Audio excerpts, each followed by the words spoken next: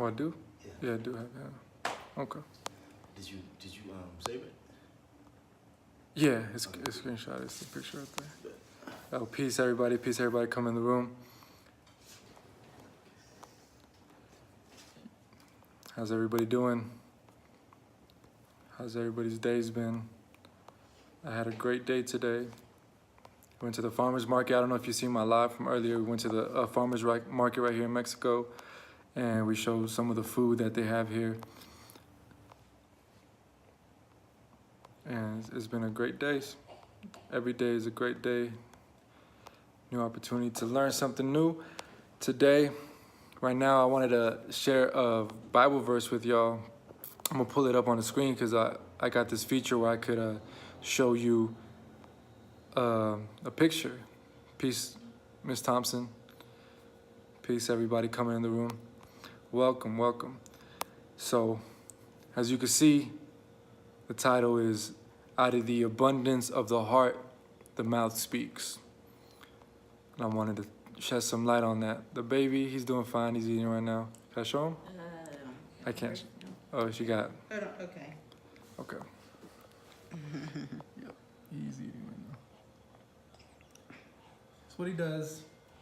Eats, sleeps, and poops. All right, so I'm about to share this with y'all. This picture. Peace, nature's. Cute, perfect. All right. Damn. This picture's too big. Okay, so I thought I was gonna be able to show all of it. Okay, I guess you could see it in the small top right hand. I don't know if you could see it on your screen. Let me know if you could read it.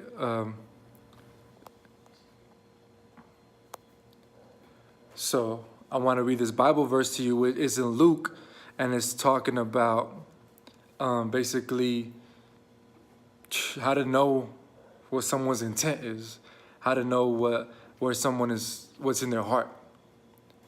Oh, it's blurry? Damn, it looks clear on here. Too little. It's because if I blow it up, it's too big. Hold on, let me see it. A little bit behind. Okay. Oh yeah, it's too big. So yeah. Let me pull it up on the computer.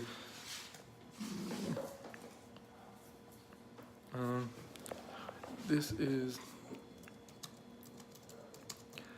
I just wanted to share this with you because it really struck a chord with me. It made me realize that you don't really got to know people that well. All you got to listen to is what comes out of their mouth, and it'll give you an indication of what's in their heart, meaning what's their intention. Meaning, you know, if this person has a good intention or a bad intention, it'll let you know by the way they speak, by the words they use, the things that they put out into their universe, the spells that they cast.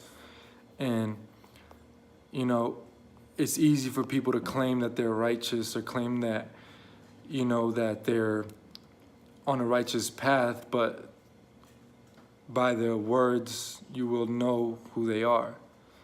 So I just wanted to share that, you know, that real verse. So it's Matthew 12:34, I believe. And let me, the camera, take this off.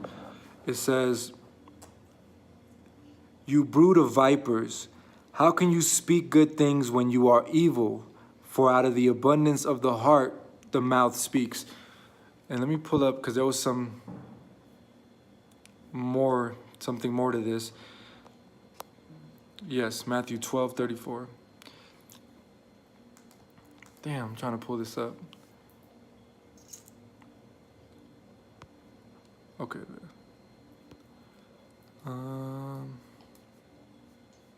Okay.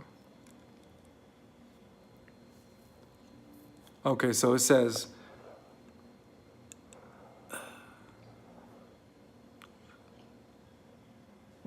"You brood of vipers, how can you speak good things when you are evil? For out of the abundance of the heart, the mouth speaks. The good person brings good things out of a good treasure, and the evil person brings evil things out of an evil treasure. I tell you, On the day of judgment, you will have to give an account for every careless word you utter. For by your words you will be justified, and by your words you will be condemned. That's powerful right there, because most of us, we just say and talk and speak words without thinking about it too much. And we cast spells without really realizing what we're doing. We're putting out vibration into our energy, into our universe. We're putting out vibration into our universe that is, we will receive back. And sometimes we're not so conscious of this fact. So there's a lot of people that I've seen that, are casting a lot of spells out there. They're just saying words and not really knowing the repercussions that has. But it's interesting because like this Bible verse says that all you got to do is listen to the words that people choose. Listen to what they choose to, how they choose to approach you, how they choose to address you, because out of the mouth the abundance of the heart will come out. So whatever's in their heart, whatever intention that person has, if they had like a bad intention, they're gonna come at you with words that match that intention. They're gonna cast spells on you that are gonna seek to keep you down, because their intention is not a good one. Is one that's just trying to limit you. Is one that's trying to reduce you to something less than you know to be. You know yourself to be. And this is a key indication when somebody doesn't have any good intent for you. Like, talk to people, even the people in your life. Like, say you got a friend and you're talking to them about something you want to do with your life. That you're telling them, I have a dream. I want to build a community. I want to live sustainably in nature, and I want to be in tune with the earth, and I want to live sustainably, basically. And then you listen to the response. Listen to what comes out of their mouth. What comes out of their mouth is like limiting beliefs, limiting thoughts, they might say something like, you can never do that, or you stupid, like that's crazy, like go get a job. You know what's in their heart. You know what their intent is. They don't have no good intent for their life. That means that they can never have a good intent for your life, because if they had a good and pure heart, what would come out of their mouth would be, you can do it. I believe in you. I support you. Any vision, anything that you need from me, I got you on that.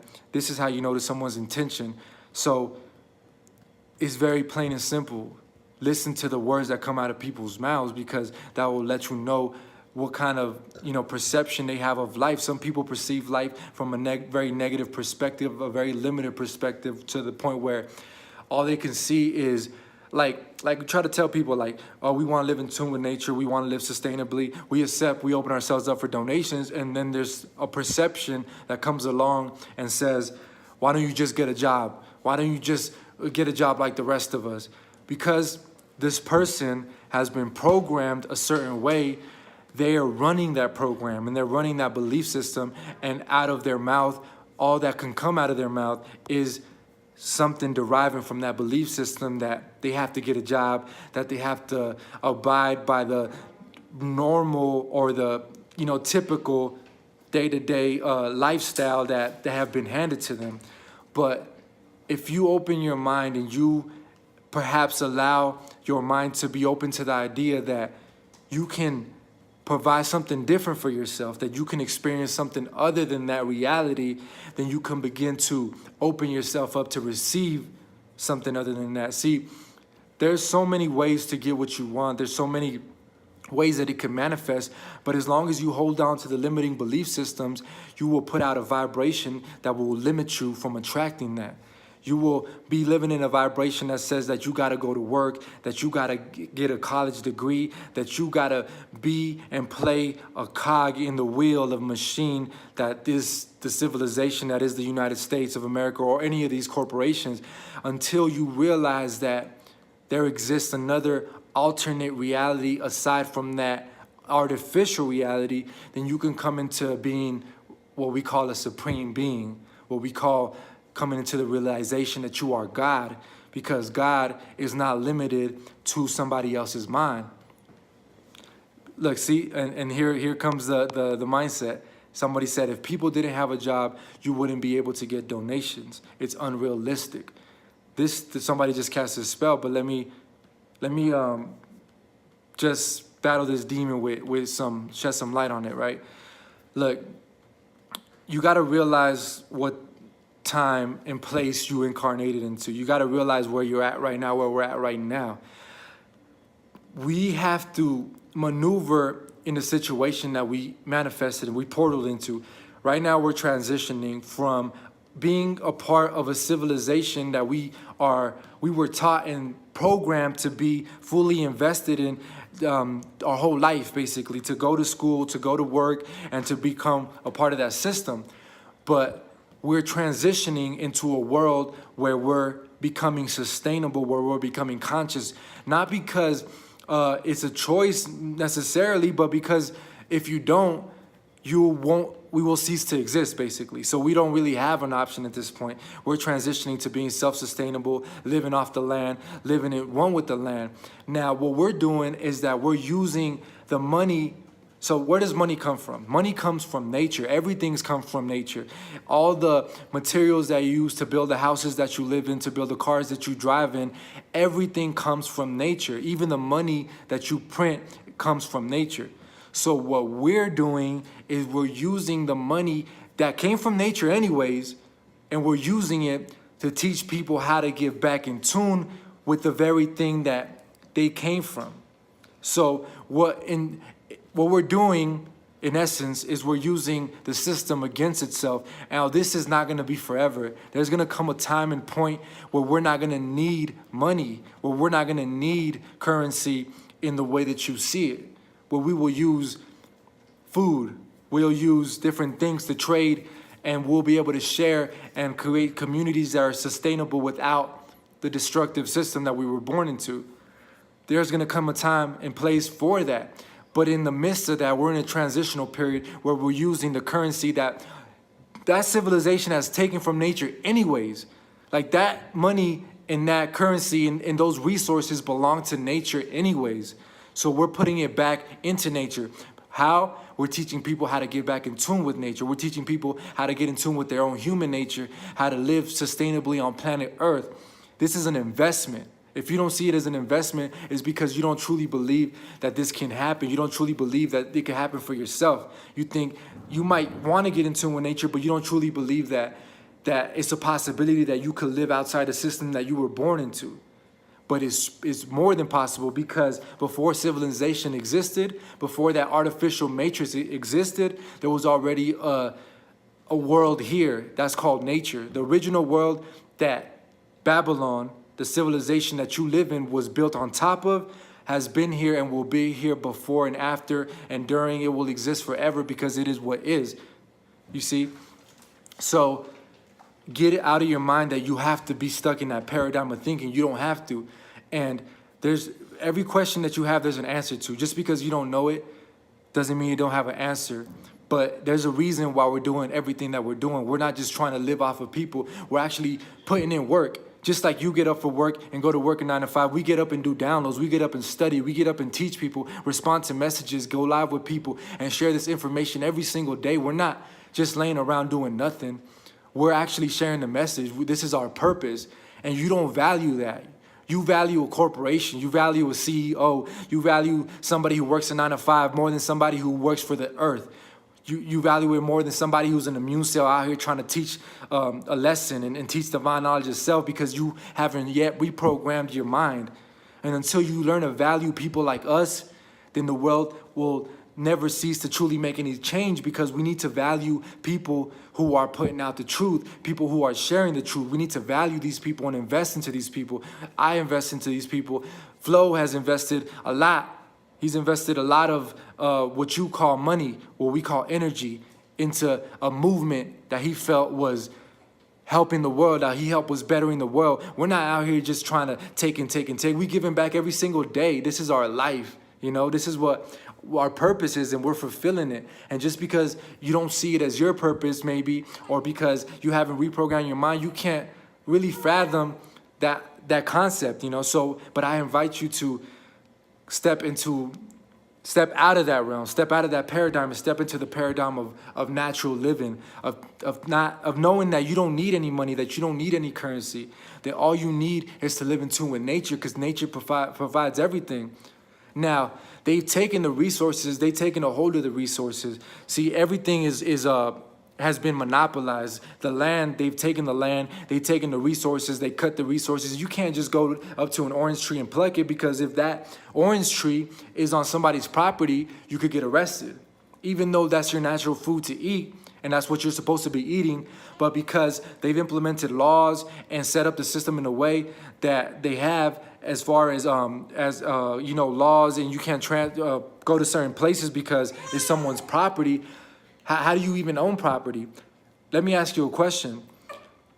How deep does the land that you own go? And how high does it go? Does it reach to the center of the earth, the crust? Is it just 10, 15 feet? Does it include all the animals and the worms in the soil and all the living beings that live on that land? You know, it's ridiculous. It's like, it's such a strange concept to me. That's why the Native Americans, when the Europeans came, they were like, can we buy this land from you? And they kind of just laugh and were like, sure, you could buy this land from us. Just give me all this food or give me these resources and you can buy this land from me. Because to them, it was a foreign concept. They didn't really understand.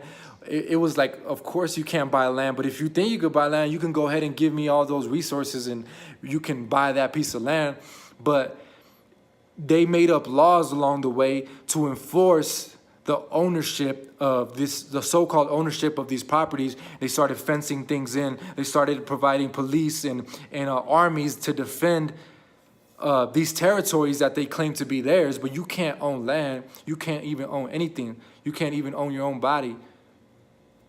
You can't own your child. You can't own your wife. You can't own your husband. You can't own the land. You can't own the animals. You can't own nothing. Everything is borrowed. That's why we practice non-attachment. We keep that healthy perspective. So at the end of the day, the money, the currency that you hold on to so dearly that we're requesting to give back the energy to the earth, to heal the earth, is borrowed anyways. Right now, it's just sitting in somebody's bank account waiting to be used for the healing of earth, for the healing of this organism that we live on. See, you got to step out of the perspective you were born into. It's way bigger than you. It's way bigger than, you got to see the bigger picture. It's way bigger than just your life. It's a lot of life out here. It's a lot of animals. It's a lot of organisms. It's a lot of cells out here. And until you realize that it's not just about you and that system or that job or that career that you put so much effort and emphasis into because you were programmed to, you're always going to be limiting your mind. You're going to be limiting your existence. You got to tap into the all possibilities, and know that to invest in us, to invest in anybody who's speaking the truth, is to invest in yourself. And it's to invest on this organism that we call Earth, because we're the ones that are bringing the information to the people to heal the Earth. We're the ones that live in the information to heal the Earth. And if you don't see that as something valuable to invest in, then I'm sorry for you, because that's the most valuable thing that you could invest in this modern time and age. But we're coming into that because this age of information is teaching us that there's nothing else out there. No corporation is going to create anything that the Earth needs. Because everything that the earth needs has already been here before man could ever conjure up any ideas of trying to create any product. And everything that we do create, and there are all these solutions to so-called problems, are only solutions to problems that we created in the first place. I ain't trying to brag about cleaning up ocean or cleaning up plastic in the ocean when we're the ones that placed the plastic in the ocean in the first place. That is nothing to brag about. How about we learn a way to not even create plastic, a way to live sustainably on Earth, to not even have to have solutions for pollution that we conjured up ourselves. How about we live sustainably and we don't have trash? In nature, there is no trash. Nature does not have trash. Why? Because everything in nature feeds on something else. Everything in nature is a cycle. There's no trash. You can throw an apple core into the earth and the earth will eat it right up. Another organism will come and swallow it up, turn it into poop, what you call waste, and another organism to clean it up, and the whole system is recyclable. There's no trash in nature. Think about that. How much trash do you create a year? You got plastic, you got metals, you got all kinds of stuff that does not compost, is not biodegradable. It just sits on the earth for thousands of years because we've alchemized nature to the point that it can't even break down, to the point that, but here's the funny thing, because actually now we're finding out that nature always finds a solution to the problems we create, because now they're finding out that there's worms that could actually eat plastic and make it organic again, make it biodegradable. But that's just because Earth is so resilient. It's always trying to adjust for the issues that we create. So for every problem that we create, Earth is always coming up with a solution, because that's the immunity side of the Earth. But human consciousness has become modern human consciousness and civilization has become the cancer side of this organism. So we have to return to balance and bring back the immunity and become part of the immunity, because until we learn to think differently, we won't act differently. And if we don't act differently, then we'll be in the same predicament that we've been in. And it's only been getting worse. It's going from bad to worse. We started creating all these materials. It hasn't even been like over 100 years since the Industrial Revolution, and we've already created like hundreds of thousands of chemicals that have been polluting the earth. We've already polluted the ocean and created non-biodegradable materials that we're trying to figure out how to clean up now. It's crazy, you know, because we're not conscious. We're not aware that what we do impacts everything. And I want to bring it back to what you speak, because what you speak is powerful. If you tell somebody that they can't do it, if they can't make it, that they'll never be shit, that's a spell that you cast out into the universe. And that's one more cell that you're not allowing to be its greatest self, that you're not allowing to perhaps tap into the potential and the possibility that they could be someone great, that they could heal the planet, that their ideas have value. That's why I never talk down to people. I never talk less to people. I meet people where they're at, because I can connect with them and I can inspire them to be greater. If I look down on people, they're just gonna feel like they can never do or come to the places that I'm aspiring to become to. So be careful of the words that you speak, because words are very powerful. And if you claim to be an enlightened person, why would you ever talk down to somebody? Why would you ever use the vocabulary, use the words, cast the spells to somebody that you claim to love? Love is understanding. Understanding is knowing that that person will take your words literal. Their astrological energy might just take every word you say literal. You might not understand that what you say has impact on people, because in your mind it's like, oh, well, I just said that to fuck with you, or I just said that to inspire you. But you got to know your audience. You got to know who you're talking to. And the majority of people take words very literal. When you speak to them, they take it to heart. When you tell them that you can't do it, they take it to heart. But just with the same token, you got to speak positivity and tell them you can do it. You can accomplish it. You can accomplish your dream of living off grid, having your own garden, being in tune with nature, sharing the knowledge and being rewarded for it. Because here's what I was saying last time too. I was saying to Flo that the universe rewards people who put their focus and attention on what they want out of life. And I want to do the same. I don't think that the people who aren't giving focus and attention and energy into what they claim to believe should be rewarded the same as those who do put attention and energy, because the universe doesn't do that either. The universe will reward those who put attention and focus on what they want out of life. So I do think that those who put more work in deserve more, because their actions deserve that which they deserve is coming to them, And that's why there's all these things. There's different programs that the conscious mind has created in order to do that. And like there's a service like called Patreon. Basically, you have people who donate to you. And at first it's like, damn, like you shouldn't be doing that, but you shouldn't be charging people for knowledge. But it's not even that, because all knowledge is free and it's accessible and it's open to everybody. We don't charge people for knowledge.